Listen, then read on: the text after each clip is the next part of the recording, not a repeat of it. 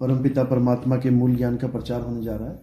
बहुत बड़े भाग हैं उन जीवों के जो अपने पूरे जीवन काल में एक बार भी इस मूल ज्ञान को, इस आत्म ज्ञान को सुन पाते हैं, और उससे भी बड़े भाग हैं जो इस ज्ञान को समझ पाते हैं, क्योंकि दुनिया में बहुत प्रकार का ज्ञान है।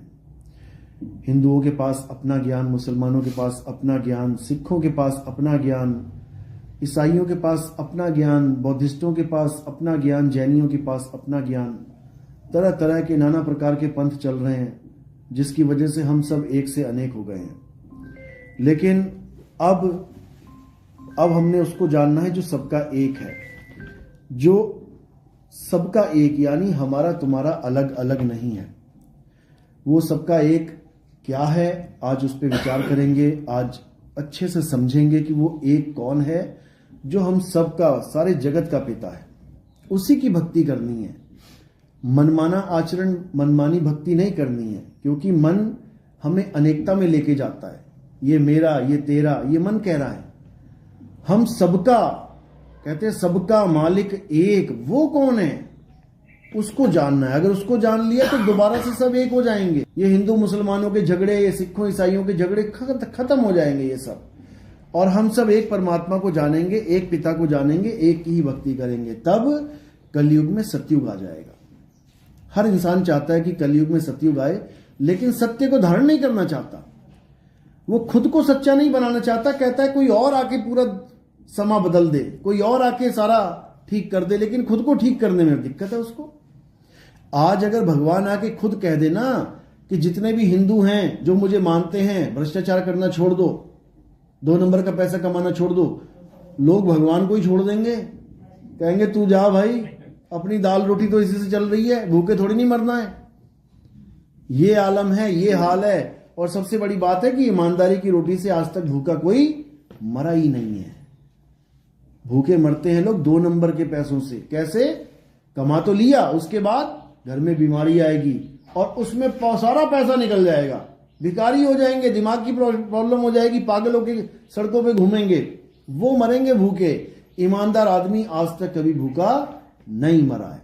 इसलिए साहिब कह रहे हैं, साहिब इतना दीजिए जामे कुटुंब समाए, और मैं भी भूखा ना रहूं, साधु भूखा ना जाए। साहिब कह रहे हैं मांगना ही इतना है, और मांगना भी क्या, वो तुम्हारे कर्मों पे निर्भर करता है। काम करोगे तो पैसा मिलेगा, बिना मांगे मिलेगा। अरे बिन मांगे मोती मिले, मांगे मिले ना भीख, और मांगन से मरना भला, ये सतगुरु की सीख। लेकिन कहां सतगुरु की सीख है? कहां ले रहे हैं हम लोग वो सीख? हम लाइनों में लगे हुए हैं मांगने के लिए। मंगते बना दिया हमें इन धर्म वालों ने। हिंदू है तो मंदिर में आके मांग, मुसलमान है तो मस्जिद में आके मांग ले दुआ, ईसाई है तो गुरुद्वारे अरदास कर ले, मांग ले, सिख है तो गुरुद्वारे में चला, ईसाई है तो चर्च में जाके मांगता रहे। सबको मंगता ही बनाया सबने।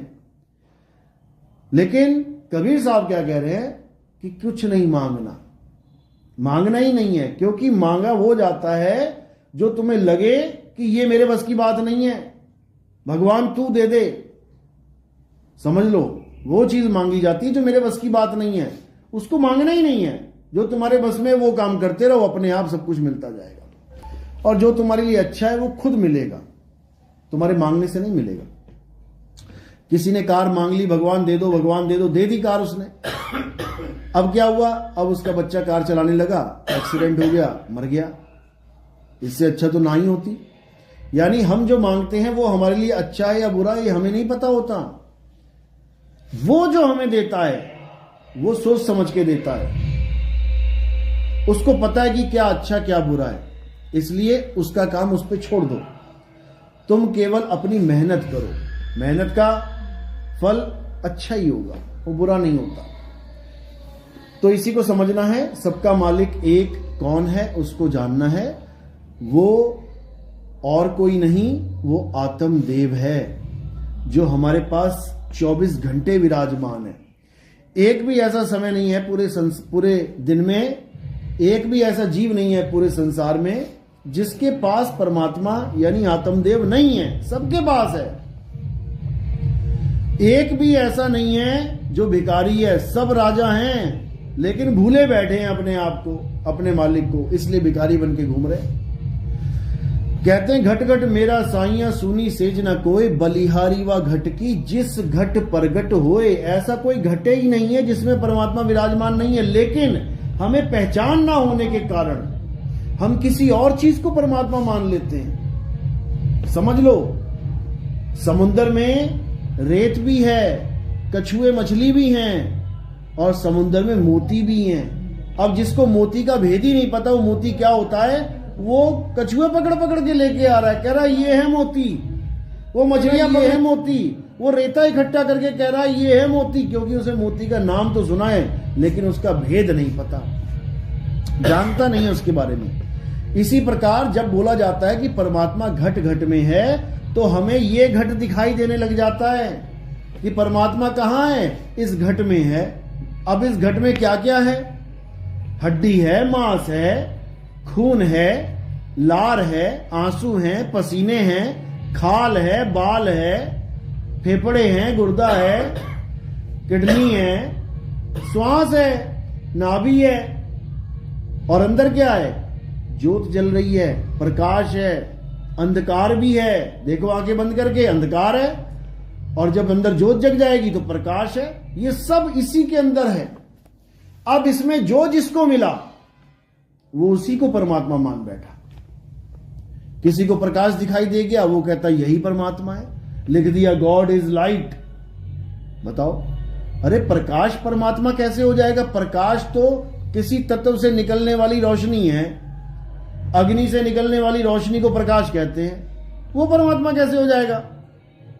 प्रकाश परमात्मा नहीं है। कोई कहता है श्वास परमात्मा है, श्वास कैसे परमात्मा हो जाएगी? श्वास जा रही है, रोज कम हो रही, 21,600 सांसें रोज कम हो रही है। जो तुम ले रहे हो ना, ये गिनती घटती जा रही है। तो अगर सांस परमात्मा है तो परमात्मा की गिनती घट कैसे रही है? फिर परमात्मा अमर कैसे है? ये तो गिनती खत्म हो जाएगी, सांस रुक जाएगी। इसीलिए कबीर साहब समझा रहे हैं कि जब तक तुम्हें भेदी गुरु नहीं मिल गया जो तुम्हें भेद समझा दे परमात्मा कैसा है, क्या है, तब तक याद रखना कि तुम्हें बहुत कुछ मिल सकता है लेकिन सब कुछ नहीं मिलेगा। बहुत कुछ यानी अंदर कुछ भी मिल जाए, अंदर तुम सपनों में देखते रहो बड़े बड़े महल, बड़े बड़े राजमहल, सपनों में लॉटरियां भी लग जाती हैं, लेकिन वो किसी काम की नहीं है। इसी प्रकार अंदर तुम्हें सपने में ही सूक्ष्म शरीरों में तुम्हें ज्योत भी दिखेगी, प्रकाश भी दिखेगा, माया भी दिखेगी, बड़े बड़े राजमहल भी दिख जाएंगे, बड़े बड़े लोक दिख जाएंगे, गोलोक, ब्रह्म लोक, शिव लोक, सतलोक, अलख लोक, अगम लोक, अनामी लोक, दुनिया भर के लोक जिनकी महिमा गाते हैं लोग मंदिरों में कि तुम्हें स्वर्ग मिल जाएगा। नर्क कहां, किसने देखा स्वर्ग नर्क? इसी में दिखाई देता है। जब तुम सपनों में किसी राजमहल में घूम रहे होते हो वो स्वर्ग है, और जब तुम सपनों में मार खा रहे होते हो, नदियों में डूब रहे होते हो, वैतरणी नदी बताई गई है, डुबाया जाएगा उसमें तुम्हें, तब वो नरक है। सूक्ष्म शरीरों का ही खेल है। तो स्वर्ग और नरक दोनों से न्यारा क्या है? वो आत्म स्वरूप है, उसी को सत्य कहते हैं, और वो सत्य हम सबका है। वो ऐसा नहीं केवल हिंदुओं का सत्य है, मुसलमानों का कोई और सत्य है, सिखों का कोई और, बिल्कुल नहीं। वो सत्य सबका है। सबके शरीरों को कौन चला रहा है? वही आत्मदेव चला रहा है, वही आत्मा चला रही है। बिना आत्मा के कोई शरीर नहीं चल सकता, चाहे वो हिंदू का है, चाहे मुसलमान, चाहे सिख, चाहे ईसाई। सबके शरीरों को चलाने वाली आत्मा है, और वो कोई भेदभाव नहीं करती कि ये हिंदू है, ये अल्लाह अकबर नहीं बोलता तो आज इसको भोजन नहीं देंगे। सारा इंतजाम हो रहा है उसका। वो ये नहीं देखता कि ये जय श्री राम नहीं बोलता, इसको मार दें, बिल्कुल नहीं, उसको भी बचा के रखा हुआ है। सारे काम वही करवा रहा है। सुबह से लेकर शाम तक जो तुम बोल रहे हो उसी आत्मा की वजह से निकल रहा है। जैसे ही आत्मा ने शरीर को छोड़ दिया, अब बोल के दिखाओ, एक अक्षर नहीं निकलेगा मुंह से। चाहे वो जय श्री राम हो, चाहे वो अल्लाह अकबर, चाहे वो वाहेगुरु, चाहे वो गॉड, कुछ भी बोलोगे, आत्मा की जरूरत है बोलने के लिए। तो आत्मा को तो जान नहीं रहे हैं, और आत्मा के द्वारा जो अक्षर पैदा हो रहे हैं उसको सत्य मान के बैठे हैं। राम नाम सत्य है। बताओ, अब राम नाम क्या है? रा मा, ये होठ कंठ जीभ से निकलने वाले दो अक्षरों को राम कहते हैं। जब ये अक्षर भी नहीं बने थे, जब काका गाका कोई खोज नहीं हुई थी, जब कोई अक्षर की खोज नहीं हुई थी, तब बताओ राम नाम कहां था। आज तो तुमने दुनिया भर के अक्षर बना दिए, गीता, वेद, पुराण, कुरान, भागवत सब लिख डाली अक्षरों से। जब ये अक्षर नहीं बने थे तब राम नाम सत्य कैसे कहोगे? वो कौन सा राम है जो अक्षर बनने से पहले भी सत्य था, आज भी सत्य है, कल भी सत्य रहेगा? वो कौन सा राम है? उसको आत्म राम कहते हैं, आत्म राम। और कबीर साहब समझा रहे हैं, जब लगना चीनोगे आत्म तब लगना मिली है परमात्म। तुम परमात्मा को डायरेक्ट ढूंढना चाहते हो, इसीलिए भटक रहे हो। परमात्मा को ढूंढने के लिए तुम कहां जा रहे हो? मंदिर, मस्जिद, गुरुद्वारे, चर्च, तीर्थ, मूर्त, भुइयां, भवानी, पता नहीं कहां कहां धक्के खा रहे हो। कभी पेड़ पे चढ़ जाते हो, उल्टा लटक जाते हो तप करने के लिए, कभी जंगलों में चले जाते हो, सन्यासी बन जाते हो एकांत में बैठने के लिए, कभी पहाड़ों पे चले जाते हो तीर्थ यात्री बन के, क्योंकि तुम परमात्मा को ढूंढना चाहते हो, इसलिए तुम्हें बाहर जाना पड़ रहा है और वो बाहर मिलेगा नहीं। तो अब क्या करना है? अब पहले आत्मा को ढूंढो। जब लगना चीनोगे आत्म, जब तक तुम आत्मा को नहीं चीन लेते तब तक ना मिली है परमात्मा, तब तक तुम्हें परमात्मा मिल ही नहीं सकता। जैसे दूध घी को ढूंढने के लिए जंगल जंगल वन वन में भटकने लग जाए, दूध घी को ढूंढने के लिए मंदिर मस्जिद गुरुद्वारों में जाने लग जाए, दूध घी को ढूंढने के लिए तीर्थ यात्राएं करने लग जाए, तो उसको क्या मिलेगा? वो ढूंढता रहेगा घी कहां है, घी कहां है, घी कहां है, घी कहां है, और उसको कभी घी मिलेगा ही नहीं। कब मिलेगा? जब वो अपने अंदर ढूंढेगा। घी कहां छुपा हुआ है? दूध के अंदर। घी निकालते हो, मक्खन निकालते हो, कहां से निकलता है? दूध के अंदर से। तो अब दूध क्या करे? घी को ढूंढना छोड़ दे बाहर, और कहां ढूंढे? अपने अंदर। यही कबीर साहब समझा रहे हैं, कह रहे ज्यों तिल माही तेल है, तिल तेल को ढूंढने के लिए गलियों में भटक रहा है, इसीलिए तेल मिल नहीं रहा। ज्यों तिल माही तेल है, ज्यों चकमक में आग, और तेरा साईं तुझ में है, जाग सके तो जाग। तेरा साईं बाहर नहीं है, तेरे अंदर है, लेकिन गलती से उसको काया के अंदर मत मान लेना।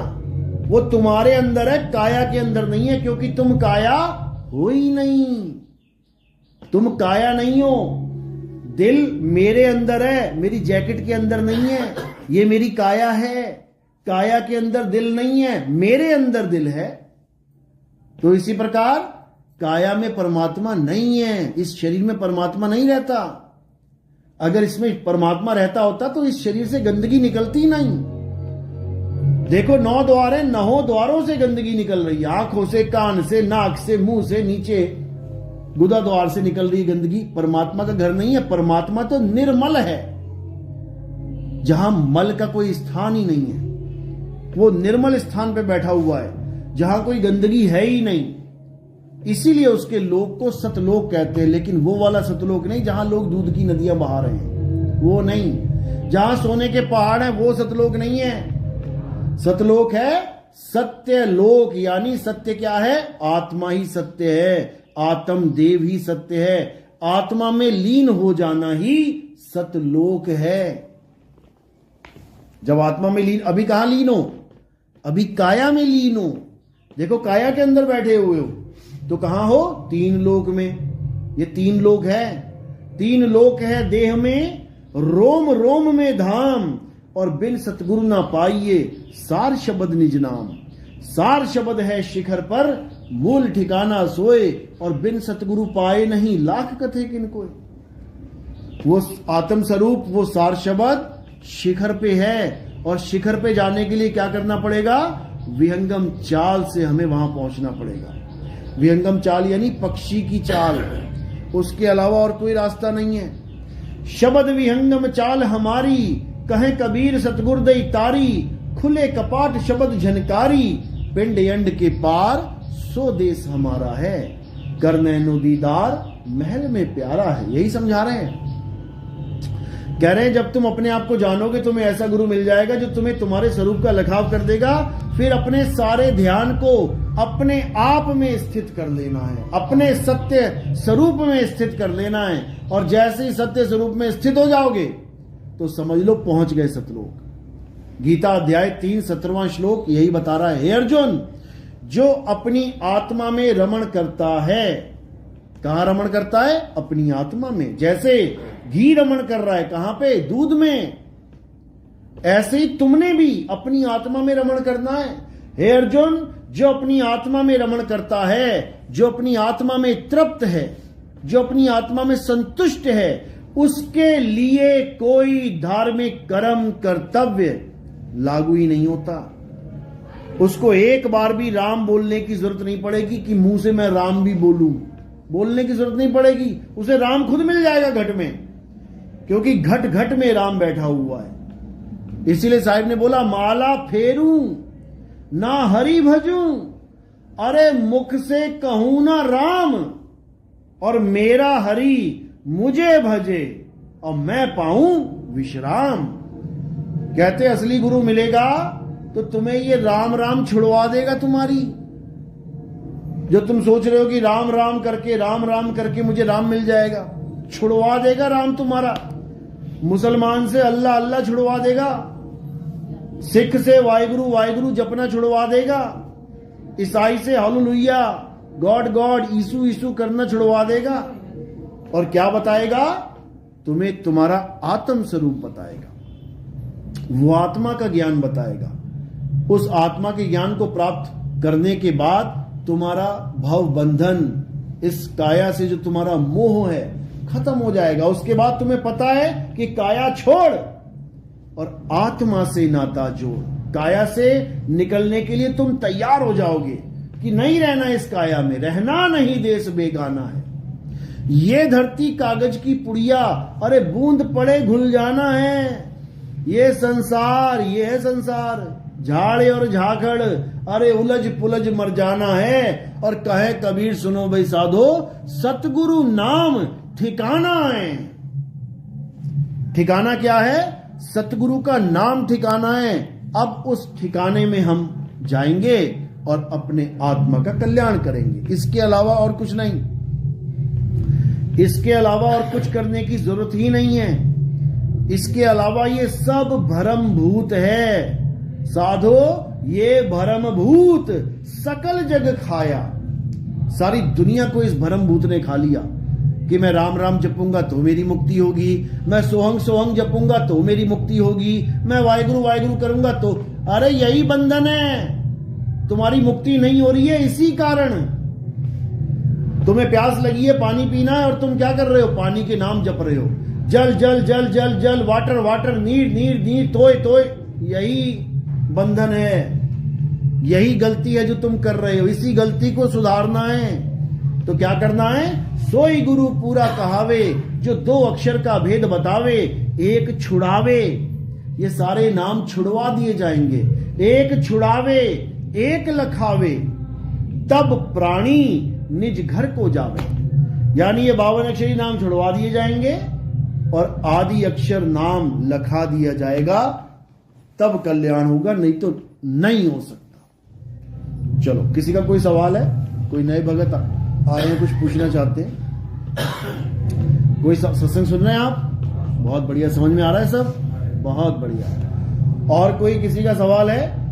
माता की बलि का सबको डरा रखा है। कहाँ पे माता की बलि चल रही है?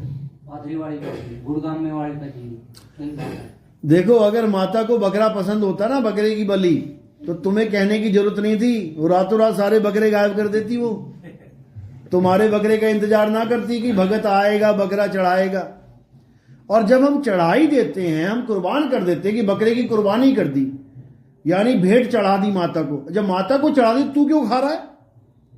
जब भेंट दे दी हमने, तो वो माता के लिए, माता ही मांग रही है ना, मांग तो माता रही है और खा तू रहा है। बता, बच्चा लड्डू मांग रहा है, ले बेटा ले जा।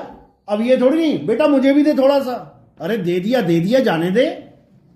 तुम्हारे कुकर में कैसे जा रहा है वो बकरा? क्योंकि माता नहीं मांग रही है, ये मन मांग रहा है, ये मन कह रहा है बेटा माता को खुश करना है, बकरा ले आ, साथ में दारू भी ले आना। ये चलता है। यही अज्ञान है, तुम्हारे कर्म बंधनों को और मजबूत किया जा रहा है, और तगड़े से तुम्हारे बंध लगाए जा रहे हैं। बकरे का गला काटोगे, अपना कटाने के लिए आना पड़ेगा। भीष्म पिता ने एक सांप को मारा था, कांटों पे सांप फेंक दिया, उसके हजारों कांटे चुभ गए, तो इतने तीर खाने पड़े भीष्म पिता मां को। अर्जुन ने इतने तीर मारे, छेद ही छेद कर दिए शरीर में। एक सांप को गलती से मारने की यह सजा है, तो एक बकरे को जानबूझ के मारने की सजा कितनी होगी सोचो। सांप तो हमारे किसी काम का भी नहीं है, बकरा बकरी तो काम के भी हैं, दूध पीते हैं बकरियों का।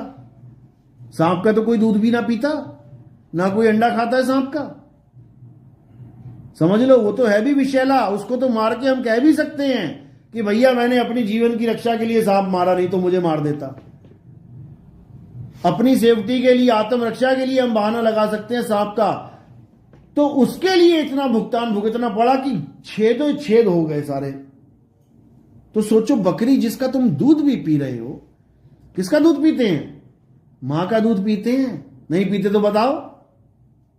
तो बकरी भी मां के समान है, जिसका दूध पियोगे मां ही तो है, बहन का थोड़ी दूध पीते हो, या चाची का दूध पी रहे हो, या ताई का दूध पी रहे हो, किसका पी रहे हो? जब गाय को मां मान लिया तो बकरी को मां क्यों नहीं मान सकते भाई? वो भी तो किसी की मां है। जब तुम बकरा बन जाओगे वही तुम्हारी अम्मा हो जाएगी, उसी का दूध पियोगे जा जाके। बछड़े के लिए उसकी गाय मां है, कटड़े के लिए उसकी भैंस मां है, बकरी के लिए उसकी बकरी मां है। कुतिया का बच्चा बन गया तो कुतिया मां है। मां के तो सारे रूप हैं। जो बच्चा पैदा कर रही है वो मां ही है, इसीलिए उसको जगत जननी बोला गया है। वो कुत्ते को भी पैदा कर रही है, वो हाथी को भी पैदा कर रही है, वो बिल्ली को, घोड़े को, ऊंट को, सबको पैदा कर रही है, सारे जगत को पैदा कर रही है। वो जगत जननी है। या तो कह दो कि बिना उसके कोई पैदा हो रहा है। जब सारे उसी से पैदा हो रहे हैं मेरे भाई, तो सब मां उसी का रूप है, और तुम मां को काट रहे हो। गाय के नाम पे तुम्हें मिर्ची लग जाती है, हाय गाय काट दी, हाय काट। अरे बकरी भी तो किसी की मां है, भैंस भी तो किसी की मां है। उस मां की कोई कदर नहीं, शर्म आनी चाहिए। तो इतना बुरा हाल है लोगों का कि क्या बताया जाए। इन चीजों को दिमाग से निकालो और भक्ति में आओ। परमात्मा आत्मा में विराजमान है, और आत्मा कभी किसी को काटने पीटने के लिए नहीं बोलती। क्यों? आत्मा कुछ खाती नहीं है, आत्मदेव कुछ आहार करता ही नहीं है, आत्मदेव पानी पीता ही नहीं है। आत्मा को ना तो कोई शस्त्र काट सकता है, ना अग्नि जला सकती है, ना वायु सुखा सकती है, ना जल भिगो सकता है। उसको इससे क्या मतलब है? बकरे खाने हैं कि मुर्गे खाने हैं? ये सब मन और माया का खेल है, इससे बाहर निकल जाओ। चलो, साहिब बंदगी सतनाम। बोलिए परमपिता परमात्मा की, सदगुरु बंदी छोड़ कबीर साहिब की, सभी संतों की, सभी भक्तों की, आज के आनंद की, सकल हंस को बंदगी। साहिब बंदगी। चलो।